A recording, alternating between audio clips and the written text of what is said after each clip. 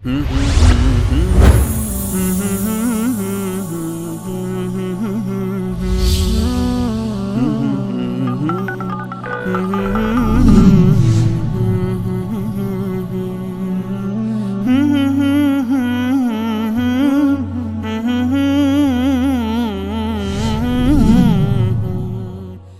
الله الرحمن الرحیم.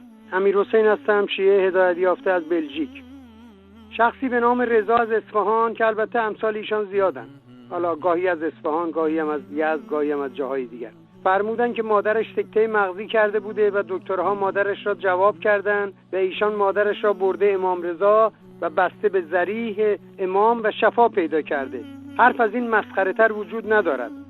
مشرکان مکه که نه یهودی بودند و نه مسیحی، از شماها که چنین افکاری دارید شریفتر و با شرفتر هستند، چون آنها به خدای واحد عقیده داشتند، فقط بت‌ها را واسطه خود و خدا قرار داده بودند. از نظر آقا رضا و آقای ابراهیمی از اصفهان، آقای رضایی، ابراهیم رضایی، امام رضا 24 ساعت در قبرش بیدار نشسته و خواسته های این همه انسان مشرک که هر کدام یک خواسته ای دارن و در آن فضای شلوغ و این همه خواسته که تازه به زبان فارسی مطلب خود را میگویند و امام رضا حتما یک مترجم هم دارد که به زبان عربی آن را ترجمه کنند براش و میشنود و مادرش رو، فامیلش رو، خواهرش رو شفا میدهد و یا اینکه بدهیای وام مسکن و نمیدونم قرض و قوله های ایشان را برطرف میکند. اگر اینطور است پس کی امام رضا میخوابد، کی غذا میخورد و چطور در آن همه و شلوغی یک به یک به خواسته های شما را اجابت میکند؟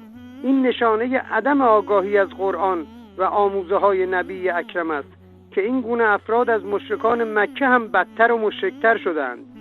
از آقا رضا و امثال ایشان میخواهم این آیه قرآن که فرموده الیس الله بکاف عبده را بیان کنند که منظور خداوند سبحان چیست.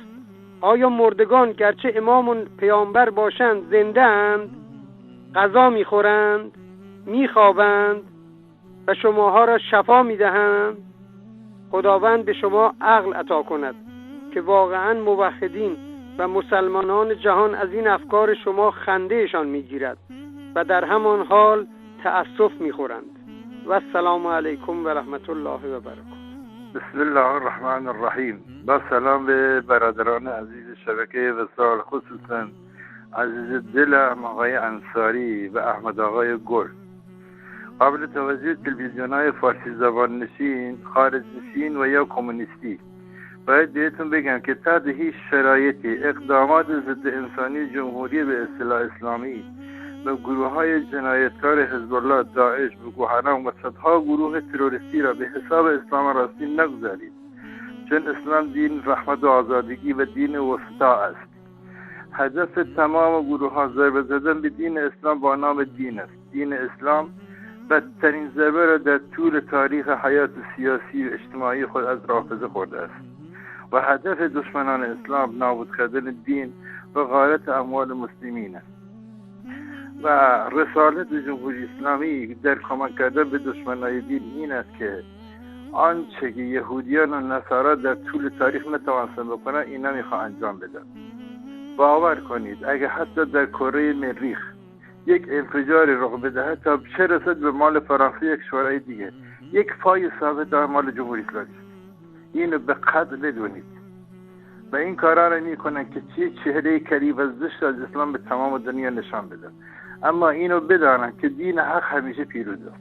با سلام، السلام علیکم و رحمت الله و برکاته. درود به تمام مجاهدین اسلام. علی هستم از رشت.